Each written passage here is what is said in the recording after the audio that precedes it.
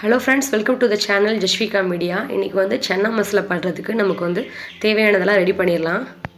நம்ம வந்து பாத்தீங்க அப்படினா ஃபர்ஸ்ட் அரைக்க வேண்டியதை நம்ம வந்து ரெடி பண்ணி வச்சுக்கலாம். நான் வந்து ஒரு 15 பல் சின்ன வெங்காயம் எடுத்து அதை வந்து உரிச்சு வச்சிருக்கேன். அதை வந்து மிக்ஸி ஜார்ல போட்டு நல்லா நான் வந்து கிரைண்ட் பண்ணிக்கிறேன். நல்லா பேஸ்டா கிரைண்ட் பண்ண கூடாது. 1-2 நம்ம வந்து கிரைண்ட் பண்ணிக்கணும். நெக்ஸ்ட் வந்து பாத்தீங்க அப்படினா நான் வந்து 3 தக்காளி பழம் எடுத்து அதை வந்து நல்லா பேஸ்ட் மாதிரி மிக்ஸில கிரைண்ட் பண்ணி வச்சிருக்கேன். நெக்ஸ்ட் பார்த்தீங்க அப்படின்னா அரை மூடி தேங்காய் எடுத்து அதில் வந்து 1/4 டீஸ்பூன் வந்து கசகசை போட்டு நல்லா வந்து கிரைண்ட் பேஸ்ட் பண்ணி வச்சுருக்கேன். அடுத்து வந்து பார்த்தீங்க அப்படின்னா நான் வந்து நல்லா ஊற வச்சு வேக வச்ச சுண்டலை நான் வந்து ஒரு கைப்பிடி எடுத்து நான் வந்து மிக்சியில் போட்டு நல்லா வந்து தேங்காய் துருவுற மாதிரி நல்லா தண்ணி ஊற்றாமல் நல்லா துருவி எடுத்துக்கிறேன். இது மாதிரி நல்லா துருவின மாதிரி அடுப்பில் கடாய் வச்சு நான் வந்து 3 டேபிள் ஸ்பூன் வந்து ஆயில் ஊற்றிருக்கேன். 1/2 டீஸ்பூன் வந்து சோம்பு போட்டுக்கிறேன். சோம்பு நல்லா பொரியட்டும். சோம்பு நல்லா பொரிஞ்ச உடனே நான் வந்து அரைச்சி வச்சுருக்க அந்த வெங்காயத்து விழுதை வந்து இதில் வந்து ஆட் பண்ணிக்கிறேன்.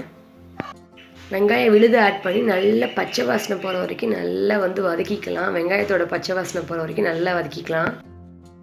சாரிங்க, நான் வந்து சொல்ல மறந்துட்டேன். நான் வந்து வெங்காயத்து கூடவே நான் வந்து 2 துண்டு இஞ்சியும் 10 பல் பூண்டும் சேர்த்து கிரைண்ட் பண்ணி வெங்காயத்து கூட நான் வந்து ஆட் பண்ணிட்டேன். வெங்காயம் வந்து நல்லா வதங்கினோடனே நம்ம வந்து தக்காளி விழுது வந்து ஆட் பண்ணிக்கலாம். வெங்காயமும் தக்காளி அந்த பச்சை ஸ்மெல் போகிற வரைக்கும் நல்லா வந்து வதக்கிக்கலாம். தக்காளியில் வந்து ஜூஸ் எல்லாம் நல்லா வந்து உரிகிற வரைக்கும் நம்ம வந்து நல்லா வந்து வதக்கிக்கலாம்.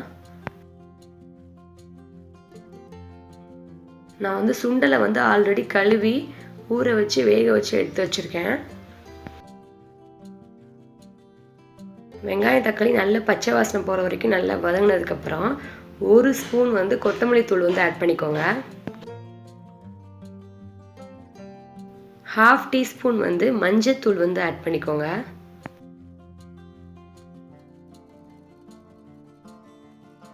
1/2 ஸ்பூன் வந்து நான் வந்து சிக்கன் மசாலா தூள் ஆட் பண்ணிக்கிறேன். கரம் மசாலா தூள், மிளகாய் தூள்லாம் ஆட் பண்ணுறதுக்கு போய் சிக்கன் மசாலா தூள் ஆட் பண்ணால் சன்னா மசாலாவோட டேஸ்ட் வந்து ஒரிஜினல் டேஸ்ட் நமக்கு வந்து கிடைக்கும். இந்த பொடியெலாம் நல்லா பச்சை வாசனை போகிற வரைக்கும் அந்த எண்ணெயிலே நல்லா வந்து வதக்கிக்கலாம். அப்போ தான் வந்து டேஸ்ட் கொடுக்கும். நம்ம வந்து சாதாரணமாக தண்ணி ஊற்றி இந்த பொடியை ஆட் பண்ணுறதுக்கு பதில் இது மாதிரி எண்ணெயிலே வதக்கும் போது நல்ல டேஸ்ட் கொடுக்கும். வெங்காயம் தக்காளி அந்த பொடி எல்லாம் நல்லா வதங்கினோடனே நான் வந்து லைட்டாக பொடி பண்ணி வச்சுருக்கேன் அந்த ஒரு கைப்பிடி சுண்டலை வந்து இது கூட ஆட் பண்ணிக்கிறேன். நம்ம வந்து ஏன் வந்து அரைச்சி ஆட் பண்ணுறோம் அப்படின்னா எல்லா குழந்தைங்களும் சுண்டல் வந்து விரும்பி சாப்பிடாதுங்க. அந்த மாதிரி குழந்தைங்களுக்கு நம்ம வந்து இந்த மாதிரி அரைச்சி கொடுக்கும்போது அவங்களுக்கு வந்து தெரியாது இந்த மாதிரி அரைச்சி ஆட் பண்ணியிருக்காங்க அப்படின்னு. அவங்க வெறும் கிரேவி மட்டும் சாப்பிட்டா போதும். ஏன்னா ஒரு சில குழந்தைங்களாம் வந்து என்ன தான் நம்ம வந்து டேஸ்ட்டாக சன்னா மசாலா பண்ணி கொடுத்தாலும் எப்படி தான் சுண்டலை வெரைட்டியாக பண்ணி கொடுத்தாலும் தனியாக சுண்டலை மட்டும் ஒதுக்கிட்டு சாப்பிடுவாங்க. அந்த மாதிரி குழந்தைங்களுக்கு நம்ம இப்படி பண்ணி குடிக்கும்போது நல்லா சாப்பிடுவாங்க.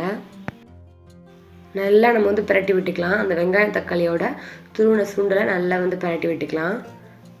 நெக்ஸ்ட்டு பார்த்தீங்க அப்படின்னா நான் வந்து அரைச்சி வச்சுருக்க அந்த தேங்காய் விழுதை வந்து இது கூட ஆட் பண்ணிக்கிறேன்.